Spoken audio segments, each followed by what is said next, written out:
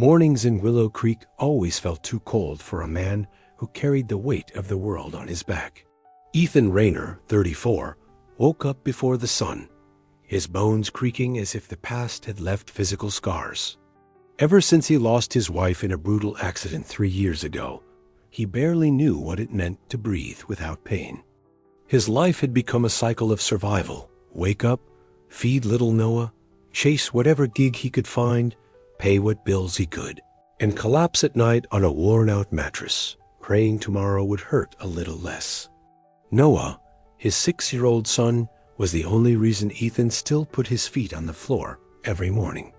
The boy had his mother's eyes big, brown, alive, and the kind of heart that still believed the world could be good. Ethan saw hope in Noah's smile, and that, however small, was a lighthouse in his storm. But hope didn't pay the rent. Ethan's most recent job had been unloading boxes at a night shift warehouse. It paid little, demanded much, and ended sooner than expected. He was let go without explanation, or rather, with the same excuse everyone in town heard: we're cutting costs. What no one said out loud was that Ethan was a broken man, with a small child, no time for overtime, and no fake smile for small talk.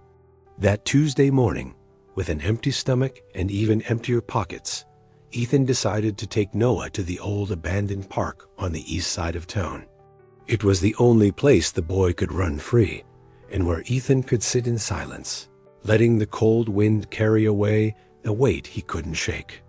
When they arrived, something unusual caught his eye. On a wooden bench beneath a tree that looked as tired as he felt, sat a woman, young, but with the face of someone who had fought more battles than she deserved. She was in a wheelchair. Beside her were 2 small girls, maybe Noah's age twins, with messy red hair falling into their eyes. The scene was quietly devastating. It wasn't just the image of 3 people left to fend for themselves in a forgotten park. It was the silence, the kind that only exists when pain has become routine. Ethan tried not to get involved. He had enough problems of his own. But Noah, always more sensitive than his father, tugged at his hand and whispered, "Dad, why are they sad?" Before Ethan could answer, one of the girls began to cry softly. The other hugged her, but couldn't stop her own tears. The mother just closed her eyes, as if trying to disappear. Ethan approached slowly.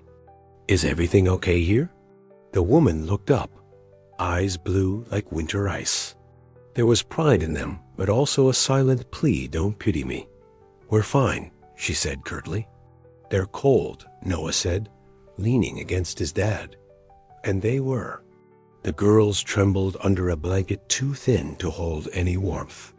Ethan felt that old anger rise in his chest, not at them, but at the world, at the system, at the damn inequality that left mothers and children in a park during autumn like they were invisible. Without asking, he took off his jacket and handed it to the woman. "This isn't charity," he said before she could refuse. "It's just being human." She hesitated, then took the jacket and wrapped it around her daughters with care. "Thank you. My name is Grace, Ethan, and this is my son, Noah." They sat for a few minutes in comfortable silence.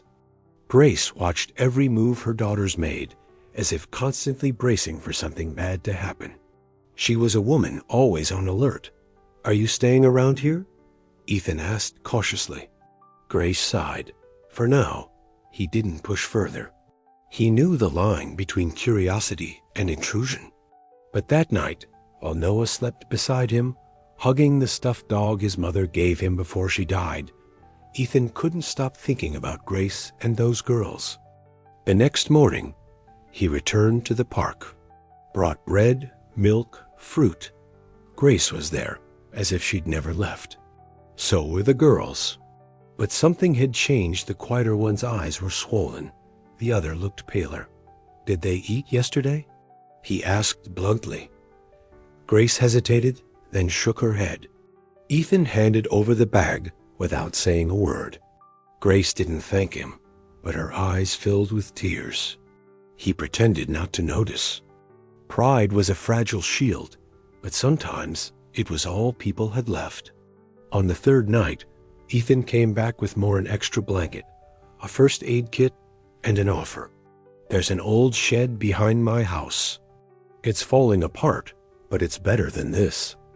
Grace looked at him like she was waiting for the catch. "There wasn't one. I can't pay you," she said. "I'm not asking you to."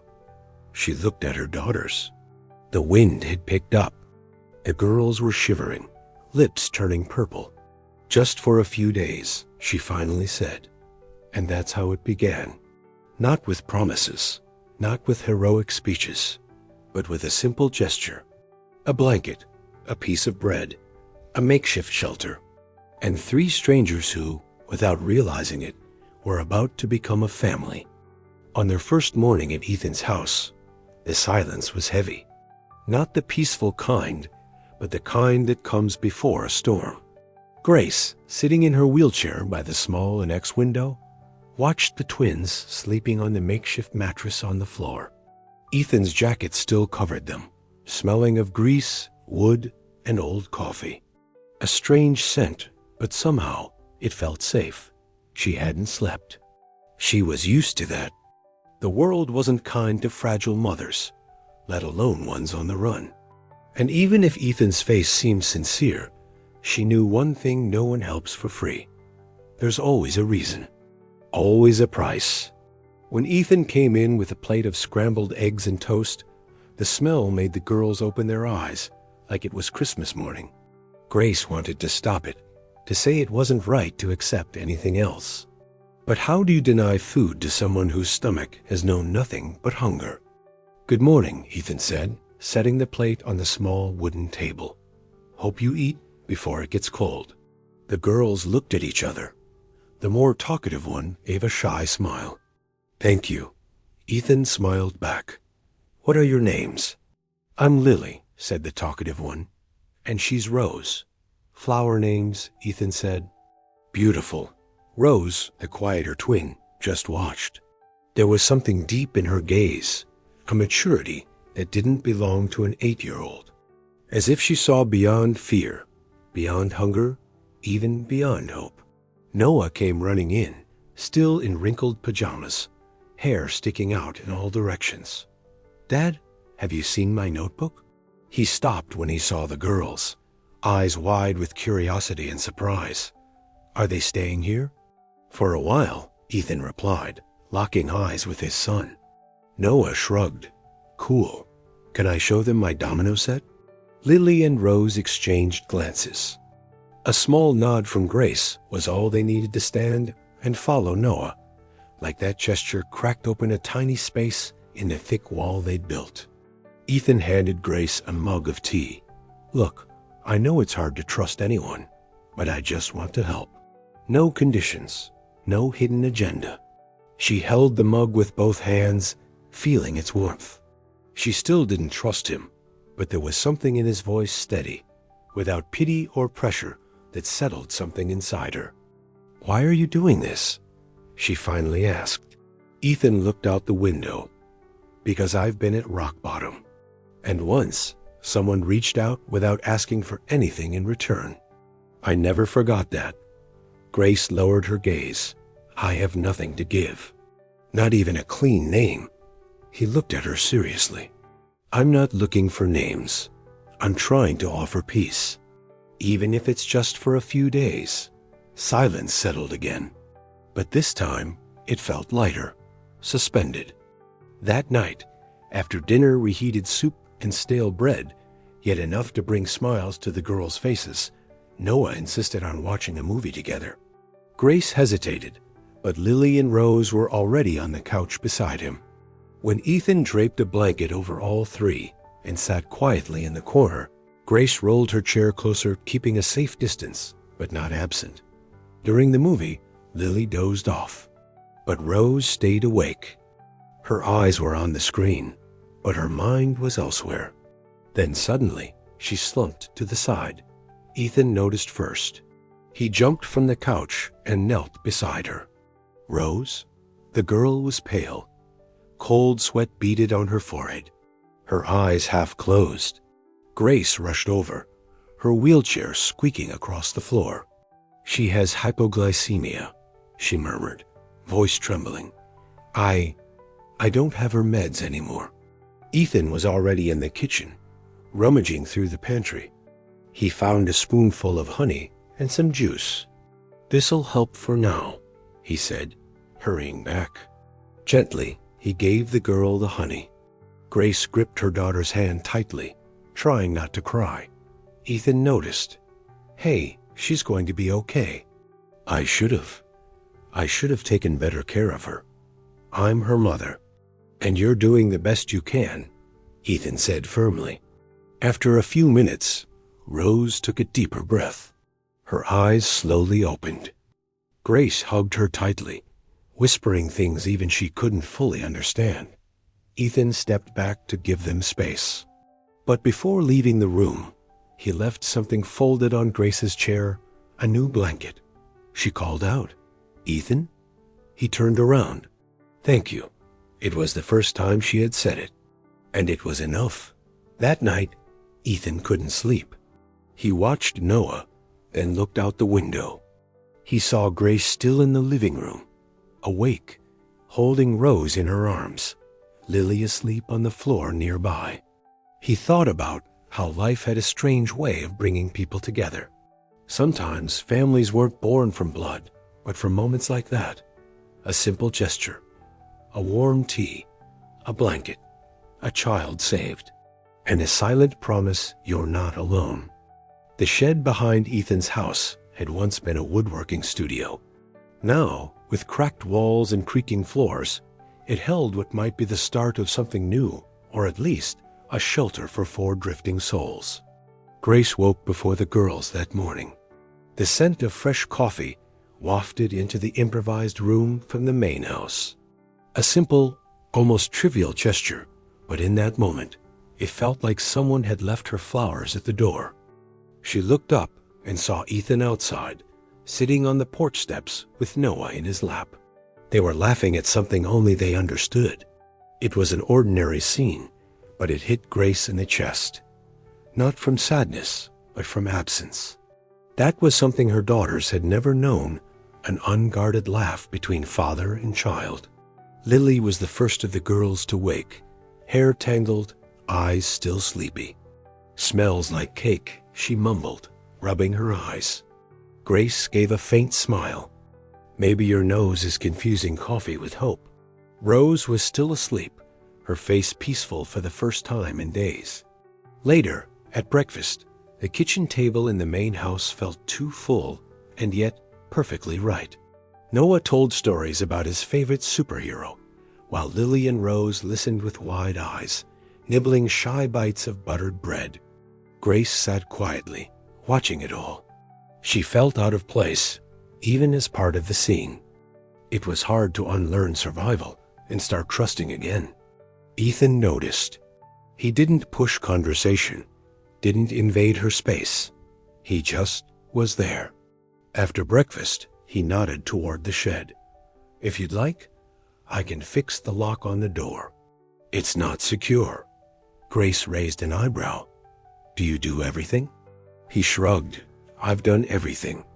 Carpentry, painting, plumbing, whatever life forced me to learn." She hesitated, then nodded. "I'd appreciate that." Over the next few days, a fragile routine began to form. In the mornings, the kids played in the yard while Grace mended old clothes. Ethan split his time between handyman jobs around the neighborhood and improving the shed, replacing shingles, sealing windows, building a shelf where mold had once crept in. His conversations with Grace remained brief, but increasingly natural. A comment about the weather.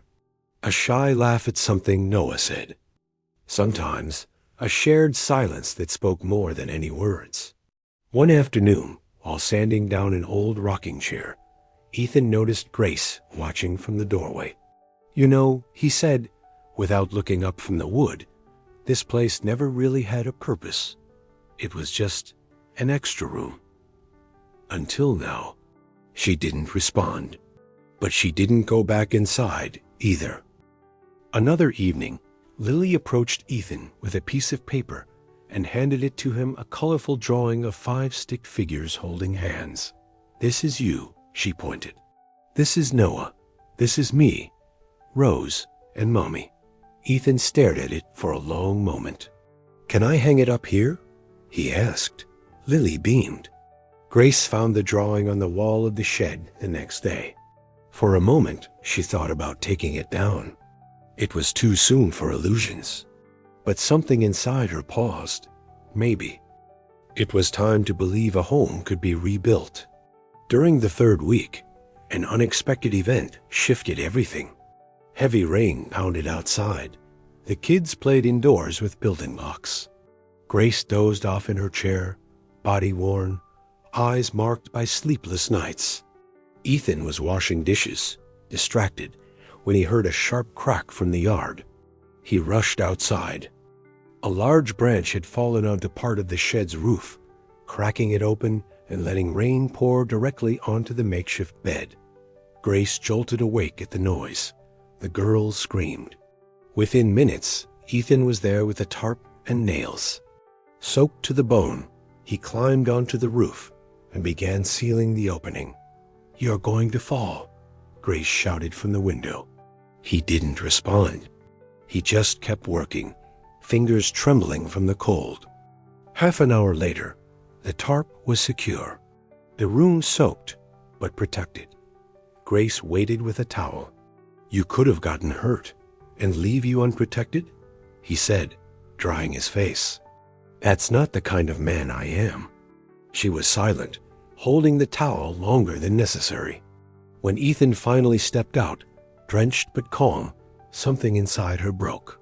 Or maybe something began to heal. That night, Grace rolled a chair out to the porch, where Ethan was smoking an unlit cigarette, a habit left over from old nerves. "Why do you do all this?" she asked. He thought for a moment. "Because I remember what it's like to have no one. And because, deep down, I know what it's like to need a home and find nothing but closed doors."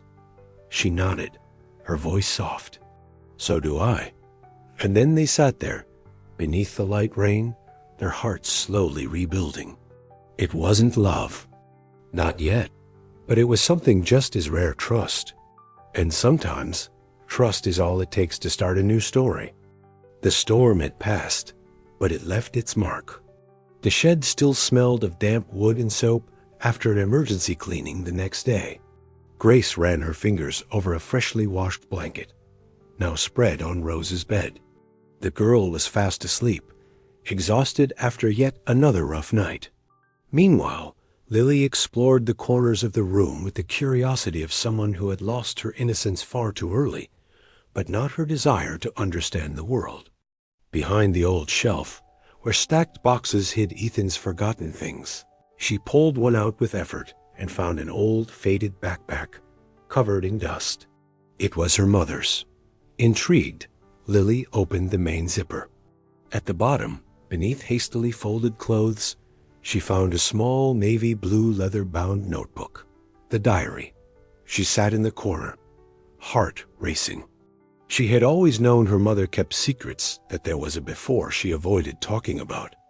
But now, in her hands, was the chance to finally learn more. The first pages held simple notes, to-do lists, scattered phrases, dates. But soon the tone shifted. They were confessions, outpourings. He said he loved me, but always looked at me like I was disposable. I asked to see the contracts. He laughed. They said his assets were worth billions, but all I saw was emptiness. Lily bit her lip. She didn't understand everything, but she grasped enough to know these words belonged to a woman who had been deceived, betrayed, and used. And then, amid pages filled with pain and fear, a revelation. The accounts are in my name. He never knew. The foundation my grandfather created was left to me in a secret will. It's all hidden until it's safe. Lily's heart pounded.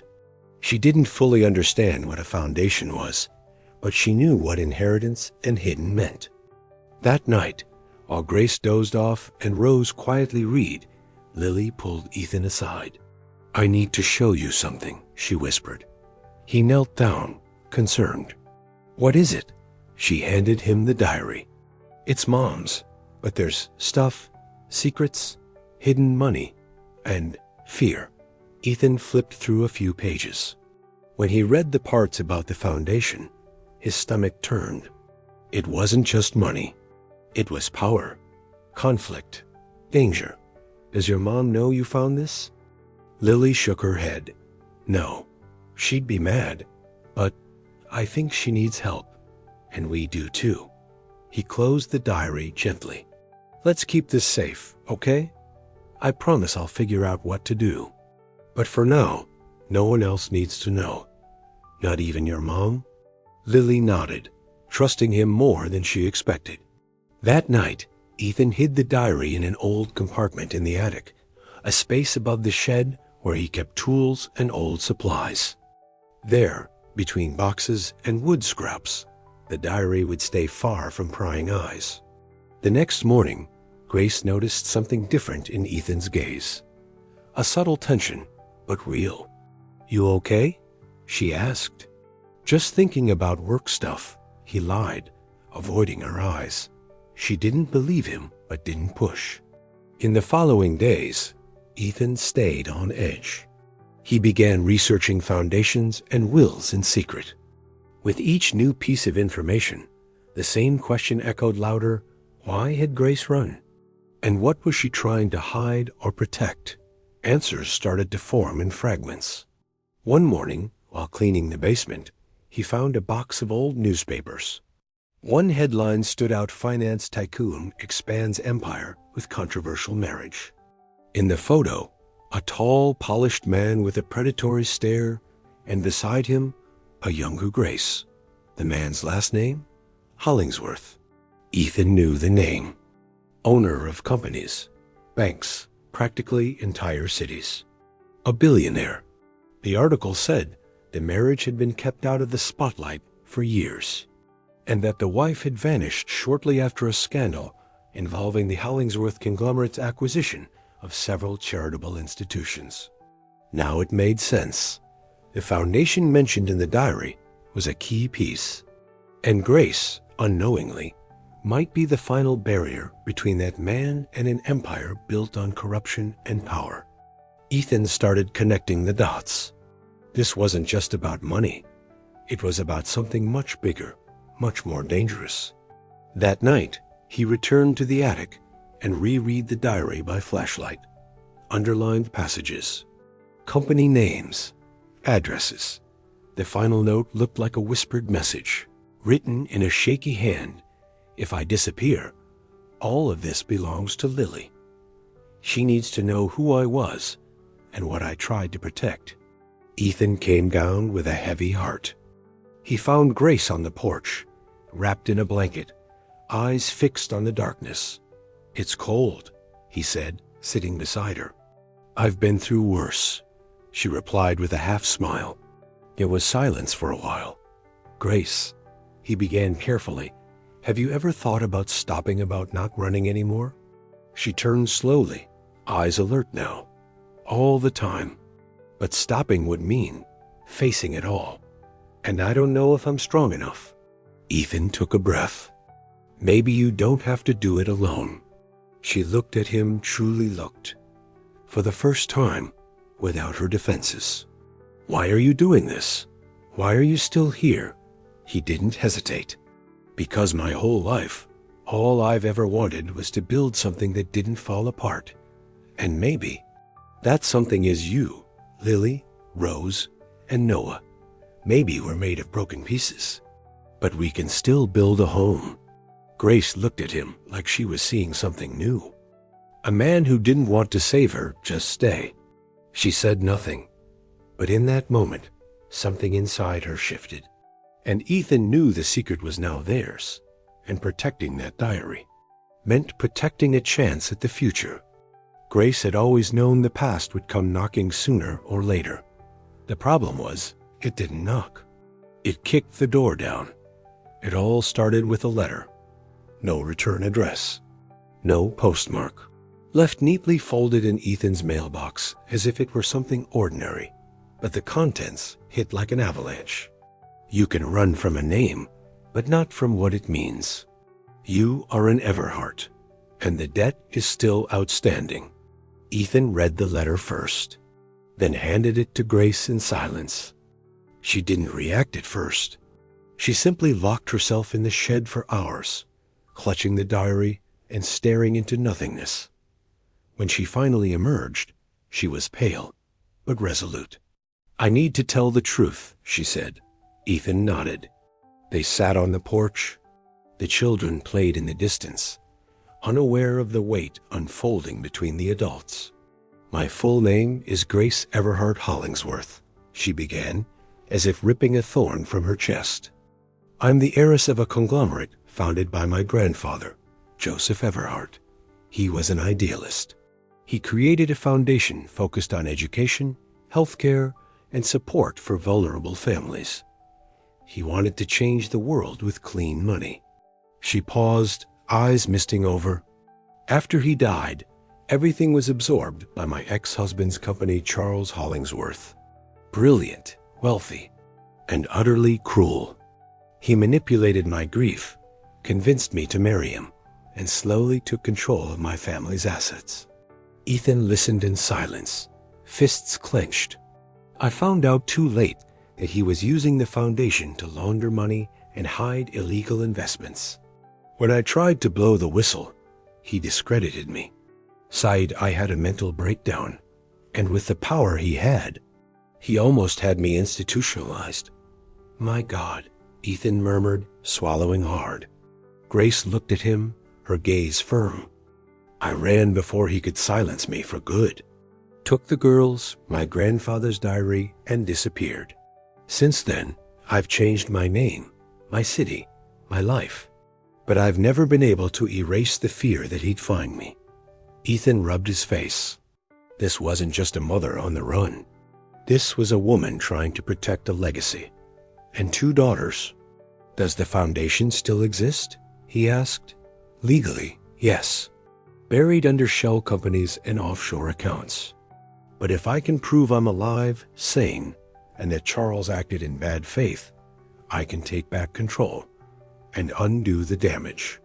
And that terrifies him more than anything." "Exactly.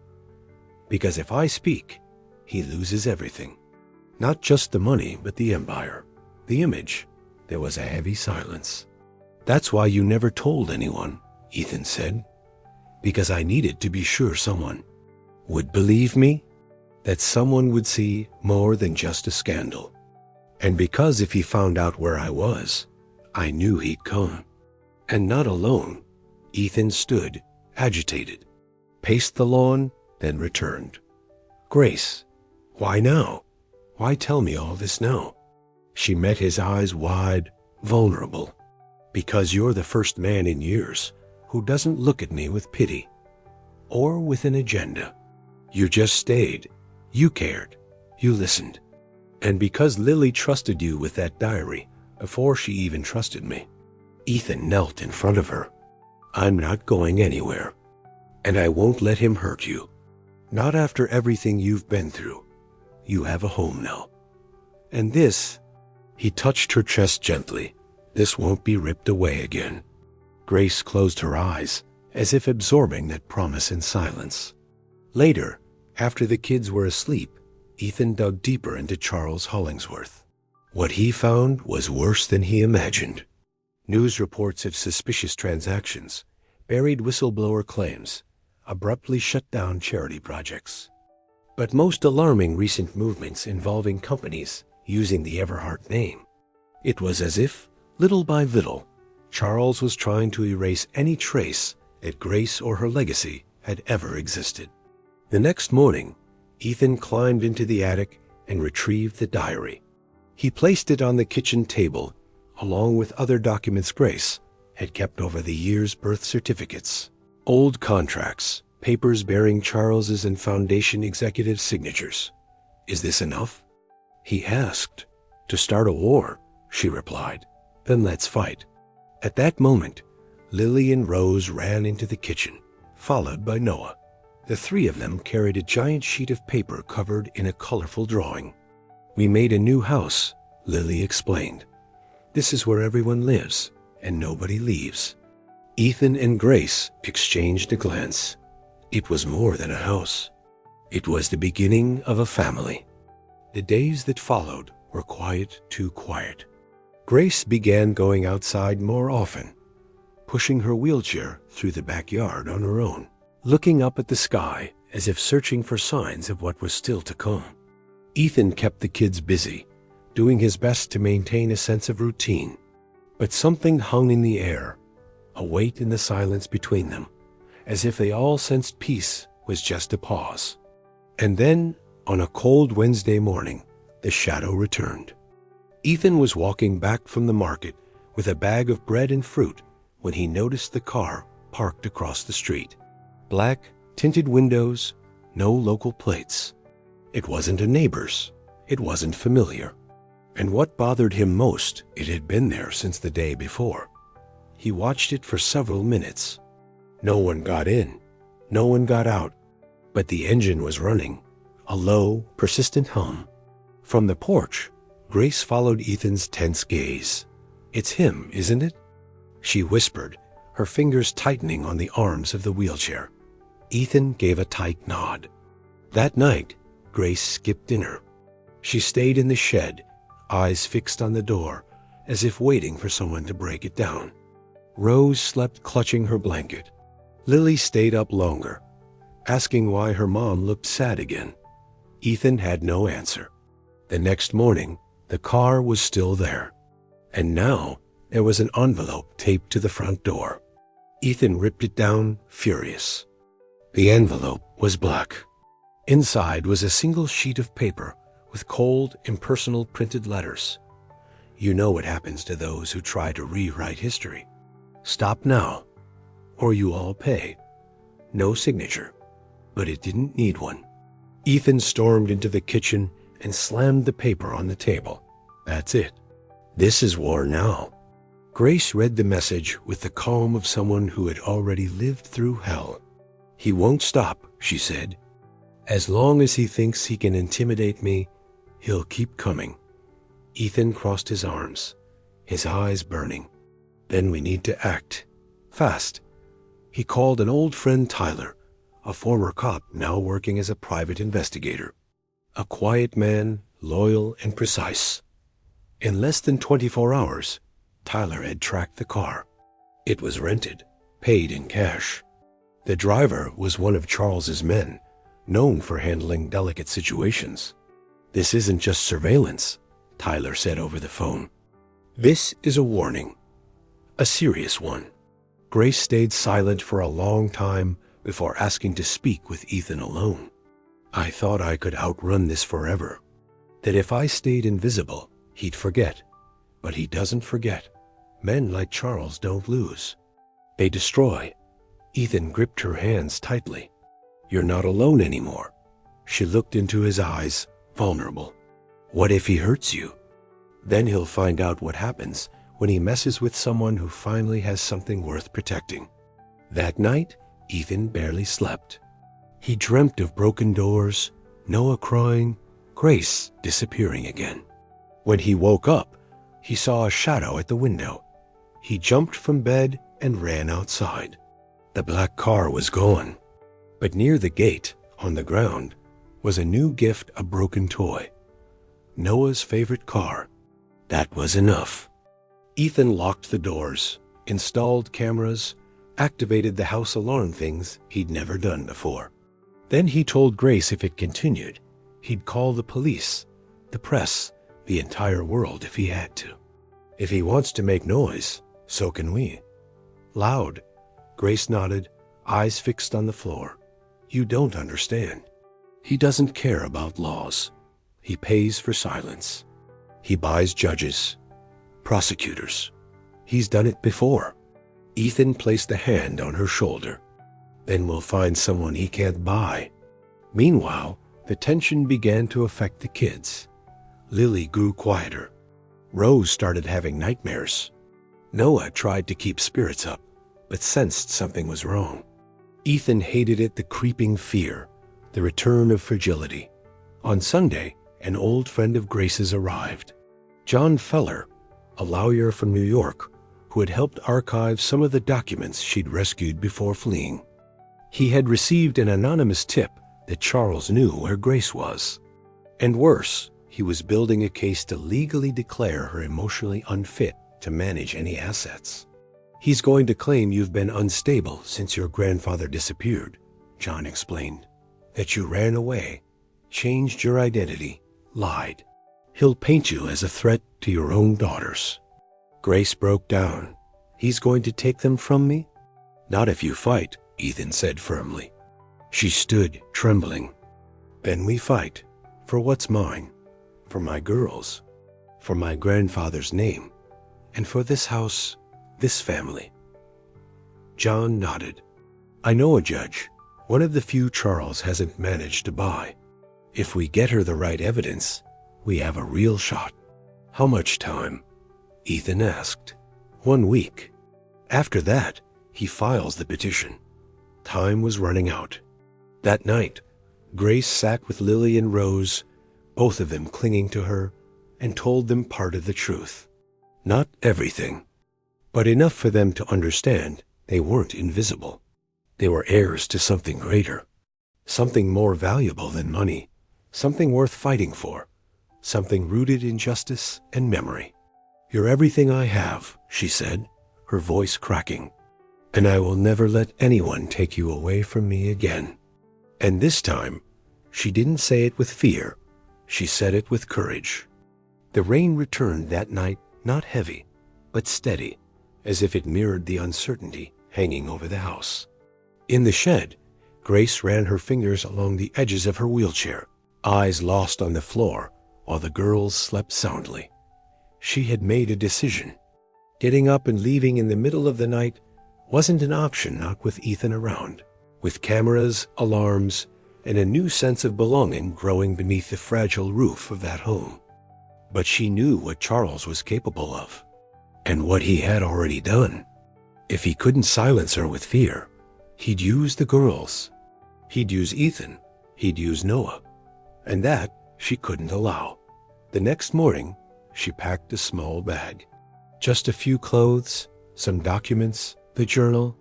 She waited until everyone was busy, then made her way to the garage. The plan was simple: take the old car Ethan rarely used and drive out to the countryside, to someone she knew who could hide her and the girls for a while. But she never made it to the door. Running away again? Ethan's voice came from behind her, calm, without judgment. Grace turned, her hands still on the car handle. "I need to protect you," she whispered. "Then stay," he said, "because running only protects the enemy." She bit her lip, her chest tightening. She wanted to believe that. She wanted so badly to stop running. "I can't risk your life, Ethan, or your son's.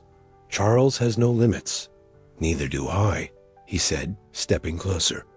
"And do you really think I haven't thought about all this? You think I'd let you stay here if I believed you should go?" Grace trembled, her words falling apart before they could be spoken. Then Ethan said what she never expected to hear. "Noah asked me yesterday if Lily and Rose were leaving. He said, but she's my mom now too." It hit like a punch to the chest. Grace looked down. "He said that?" Ethan nodded. "He doesn't remember his mother. He was too young when she died. But yesterday, when you helped him with his homework, he told me it was the first time he felt like he had a real family." Grace fought back tears. Her whole body trembled, as if the armor she had worn for so long was finally breaking apart. "You think I'm strong, Ethan, but I'm just tired. I survived, but I didn't live." He took her hand. "Then maybe now it's time to live, even if we have to fight, even if it hurts." She nodded, slowly.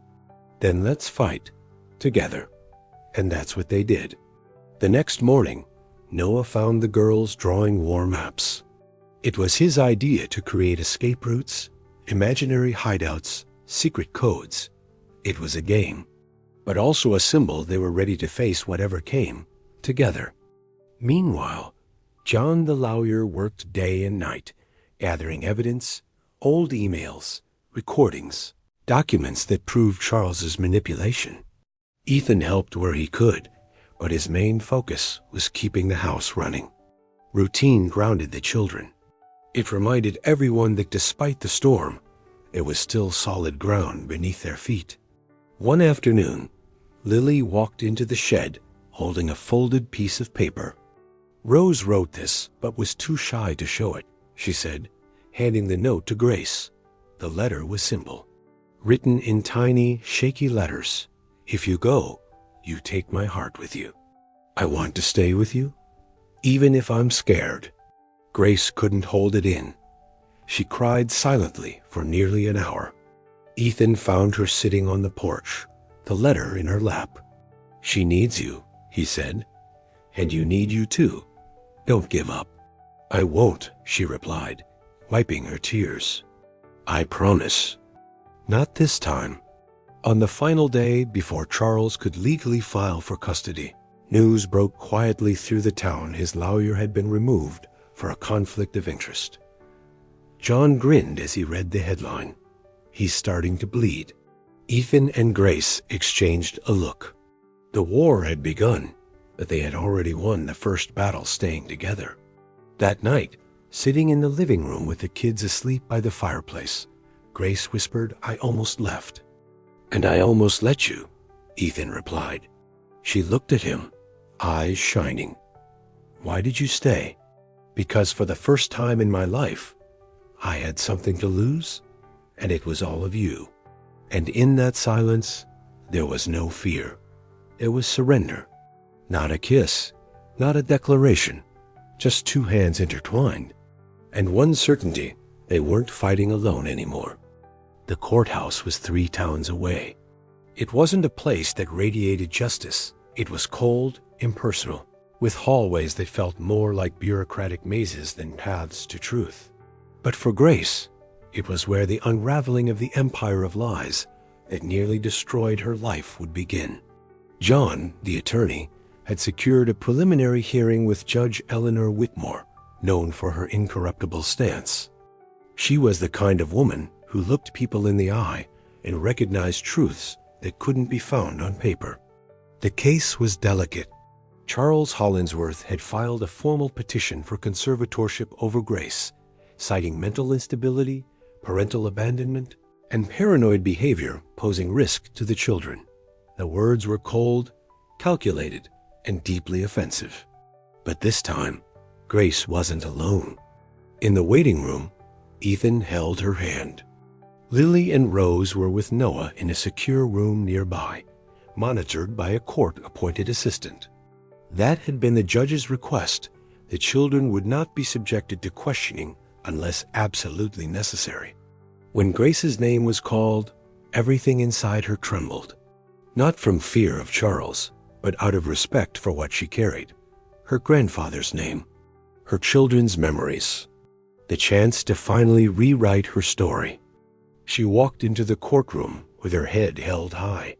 Charles was already there, smiling like he'd already won, wearing a navy suit, a burgundy tie, and that same gaze that once made her shiver, the gaze of a man who didn't need to shout to threaten. The judge entered. Silence fell. Mrs. Grace Everhart, she began, scanning the documents. "We have here a petition for legal guardianship filed by Mayor Charles Hollingsworth, claiming risk to child welfare. Would you like to respond?" Grace stood. "Yes, Your Honor. But first, I'd like to present evidence that this petition is not based on paternal concern, but rather an attempt to silence the true heir of a misappropriated fortune and a corrupted foundation." The judge raised her eyebrows. John handed over the documents, bank records, forged contracts, recordings, and Grace's journal filled with accounts of threats, coercion, and the financial web Charles had spun over the years. The room thickened with tension. Charles shifted in his seat. "This is absurd," he muttered. "She's delusional." I have proof he paid psychiatrists to falsify evaluations about my sanity, Grace said firmly, and that he tried to have me institutionalized when I questioned the financial movements of the Everhart Foundation. The judge read silently for several minutes, then looked up at Charles. Mr. Hollingsworth, would you like to respond? This is an emotional stunt, he replied, voice controlled. She abandoned her children, disappeared, now lives with a strange man in a rural house. This isn't stability. It's a breakdown. Grace didn't flinch. I ran to protect them. And the man I live with is the first to treat my daughters as human beings, to give them safety, food, and love. Things this man never provided. The air in the room felt suspended. Then the judge did something unexpected. She asked to speak with Lily. Only her. Grace hesitated, but Lily entered calmly, accompanied by the assistant. She was serious, but steady. Hi, Lily, said the judge, kindly. Can I ask you a few questions? Yes, she replied, with surprising maturity. Where do you live? With my mom, my sister Rose, Ethan, and Noah. It's our home now. And do you feel safe there? Yes, no one yells, no one hits. We have food, blankets, and bedtime stories. The judge smiled, touched. And do you love your mom? I do. She's strong. Even when she's scared, she takes care of us. Thank you, Lily. You are very brave. The girl left and ran into Grace's arms in the hallway. Minutes later, the judge returned with her preliminary ruling. This court not only denies the petition for conservatorship, but acknowledges strong evidence of financial fraud by M.R. Hollingsworth. I authorized the reopening of oversight proceedings on the Everhart Foundation, with full document access granted to Miss Grace Everhart. Charles stood up, furious. This is a mistake.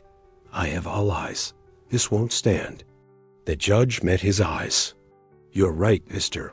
Hollingsworth. It won't stand. It's going to federal court. And with it, I hope the truth finally prevails. Grace's knees nearly gave out. Ethan rushed to catch her. She was crying, but these were not tears of fear, not of pain. They were tears of relief. Outside the courthouse, the four of them, Ethan, Grace, Lily, and Rose, hugged under the shade of a tree. It wasn't the end, but it was their first real victory. And for the first time, Grace was no longer hiding. She was Grace Everhart again. News of the hearing spread quickly. The name Grace Everhart was once again being whispered among lawyers, investigative journalists, and former collaborators of the foundation. For the first time in years, she wasn't just a rumor, she was a real face, a living story. And with that came questions and danger. But what no one expected, not even Ethan, was that the greatest revelation was still to come. 3 days after the hearing, while sorting through old boxes in the attic, Rose climbed up quietly with Lily. They were searching for something, a hidden gift their mother had once mentioned, not realizing the girls had been listening. Grace had whispered it one night during one of Rose's fevers. One day, you'll understand why Grandpa's fortune isn't in safes. It's alive, hidden, waiting to be cared for again. Rose, ever the observant one, remembered those words like a secret code. She was the one who found the red folder, tucked under a false bottom in a box of her grandfather's books. Inside were original documents showing monthly donations from the Everhart Foundation, not to private accounts, but to shelters, orphanages, and child rehab centers across several states. Even more astonishing, a series of digitally signed contracts transferring ownership of these centers to a single person. Lily Grace Everhart. Lily stared at her sister, confused. This is mine? I think so, Rose said, eyes shining. But I don't think Mom ever wanted anyone to know. Ethan and Grace were called up immediately. When they saw the documents, silence fell. Grace read and reread them, her hands trembling. My father. He knew. He knew Charles would try to take everything. So he put it all in his granddaughter's name, with clauses that wouldn't activate until she turned 9, she explained. It was his final move, his smartest one. Ethan looked at Lily, then at Grace. This changes everything. It does, Grace said softly, sitting down, because Charles never looked for this. He thought the fortune was in bank accounts. But my father knew money in banks can be stolen. People can't, stories can't. The documents didn't represent millions in investments. They represented infrastructure, impact, legacy, and a real protection chain for forgotten children, something Charles never understood, and therefore could never destroy. That night, Grace gathered everyone in the living room. "We have a choice," she said, looking at the kids, then at Ethan. "We can keep this secret, guard the documents, manage everything in silence, or we can bring it all back." "How?" Lily asked. "By opening the doors again, visiting the sites, restoring each center, rehiring the people who were fired, and putting this legacy back in motion." "But that might draw Charles' attention," Ethan warned. "He's under investigation now." "And we have public protection," Grace replied. "If he goes after this, it'll look like he's attacking children, not heirs." Rose was the one who spoke up. "I want to help. I want to see where those children live. I want to know their names." Grace smiled, moved, and that's where we'll begin. The following weeks were a whirlwind. John filed a formal request to reinstate the centers. In response to the federal investigation into Charles' manipulations, the court granted Grace's team temporary access to verify the facilities. What they found broke everyone's hearts. Abandoned centers, empty rooms, lifeless cafeterias. Many had been closed or turned into rental properties through companies linked to Charles' empire. Ethan, Grace, Lily, and Rose started traveling on weekends to visit these places. Noah came too, bringing toys and smiles. The press quietly began to follow the movement. Fugitive Heiress revives old child support network from legacy to light. The return of Grace Everhart. The public responded with emotion. Donations increased. Volunteers returned. Former employees who loved the project offered to work for free. It was as if the name Everhart had come to mean something more than tragedy or legal battles. It meant hope. But for Grace, the most unforgettable moment came at one of those centers, where they met a girl named Clara, 11 years old, in a wheelchair, orphaned since age 4. Clara looked at Grace and asked, "Are you ever scared?" Grace knelt before her without hesitation. "Every day. But you know what I've learned?" "What?" "That fear is just the beginning of courage." Clara smiled. And in that smile, Grace saw the reflection of all the girls she had once tried to protect, and the one she tried to protect herself from. On the way home, Lily asked Mom, "Is this our fortune?" Grace answered, her voice full, "This is the real one. The kind no one can steal. The kind that's worth fighting for every day." And in that moment, they understood the Everhart family's fortune wasn't made of gold. It was made of lives rebuilt. The house was no longer the same. Not because the walls had changed or the furniture was new, but because now there was something inside it that hadn't existed before. Roots. Laughter that echoed from inside out. The smell of cake, the sound of pencils on paper, voices calling each other naturally. It was a house with a soul. Ethan, sitting under the tree in the backyard, watched Noah push Rose in her wheelchair while Lily laughed, trying to chase a runaway ball. Grace was on the porch, jotting down data from one of the centers on her new laptop, donated by one of the cause's supporters. John, the lawyer, called frequently. The donations kept coming. The foundation was alive. But the most impressive part was what she did with it. She didn't want monuments in her name. She wanted shelters with open windows, clean beds, and bedtime stories. And for that, she was willing to give everything. The name Everhart had become a symbol of new beginnings, not just in town, but throughout the state. Headlines now read Family Build Support Center focused on inclusion and new beginnings. Single father and survivor mother become leaders in child protection. But for them, none of that mattered as much as the simple moments.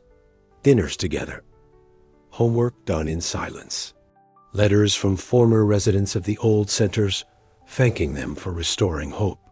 Grace had received an invitation to speak at an international conference on child protection and foundation transparency. She declined. "I've already lost too much time trying to prove who I was. Now I just want to be here with them." Ethan smiled. "Is that enough?" "For the first time, it's everything I want." Noah turned 7 on a Saturday afternoon. He wanted a blue dinosaur cake. Grace spent the night decorating it, even though her fingers ached. Lily made recycled paper cards with messages like, "You're my heart brother." Rose wrote a song on Ethan's old guitar. And at the end of the party, they all danced in the yard as if the world were safe. It was the first time Noah made a birthday wish out loud, "I want us to never be apart again." And no one there dared promise otherwise. But they all knew they would do everything to protect that wish. A month later, a new invitation arrived. Ethan had been nominated to lead a community center in the neighboring town, focused on at-risk families. He hesitated, afraid of being away from the family. But Grace was clear. "You already take care of us. Now it's time to help others. Go, but come back for dinner." He accepted. At the opening ceremony, he cut the ribbon alongside Clara the wheelchair, using girl Grace had met at the shelter. When someone asked him what home meant, Ethan replied, "Home is where you don't have to explain why you stayed, where no one asks you to leave, where people choose to love you, even knowing all the pieces that broke you." And there was silence. And then applause. At home that night, Grace waited on the porch. There were flowers on the table and a letter on his plate. He opened it, her handwriting. "You saved me without trying to fix me. You protected me without caging me. You loved me without saying it. But now I need to say it. I love you, Ethan. Not out of gratitude, out of choice." He looked up. She was there, eyes misty, with a small, shy smile. Ethan stepped closer, took her hand, and answered, "I choose you too. Today, tomorrow, every day." It wasn't a soap opera kiss. It was a long, quiet hug, one born of waiting, of surviving, and now of living. Time passed. Grace was invited to join the State Child Protection Council. Lily began writing essays on inclusion. Rose started teaching music at one of the centers. Noah grew up surrounded by sisters, stories, and belief in goodness. Ethan built a new wing at the community center named the Everhart Room. There, every child received a journal upon arrival. Because, as he always said, every story deserves to be told. On the last Sunday of spring, the family sat under that same backyard tree. Lily read aloud. Rose played the guitar. Noah drew. Ethan looked at Grace. "If someone had told me this would all begin with a park bench and a woman in a wheelchair, I would have laughed," she replied, "and then waited for you there again." And they laughed, and they fell silent. Because there, under that tree, surrounded by roots and memories, they knew it wasn't a happy ending. It was the beginning of a new story. How many times have you felt alone in the middle of the storm, surrounded by doubts, running from your past, or simply trying to survive the present? Maybe you're not running like Grace, but maybe you're hiding from something that hurt you. A loss, a fear, a memory. This story isn't about fortune. It's about new beginnings, about finding a home where there were only walls before, about broken people who, together, build something whole. Grace didn't need to be rescued. She needed to be seen. Ethan didn't need to be a hero. He just needed not to leave. Lily and Rose didn't need promises. They needed stability, solid ground, someone who stayed when the world fell apart. Noah wasn't asking for a new mom, just for someone who saw more than silence in him. And in the end, that's what rebuilt everything. 5 real lessons from this story. A true home isn't a place. It's who stays by your side. Trust isn't born from comfort, but from consistency. The past hurts, but the future can be a choice. A greater inheritance than money is the impact we leave on others. You don't have to be whole to be loved. You just have to be real. This story could be yours. It could be someone you love. And maybe, after hearing all this, you'll realize the greatest fortune in your life might be exactly where you least expected it, in the gesture of someone who chooses to love you, even after knowing all your fears. So if this story touched you, share it. Someone out there might be waiting for exactly this kind of hope.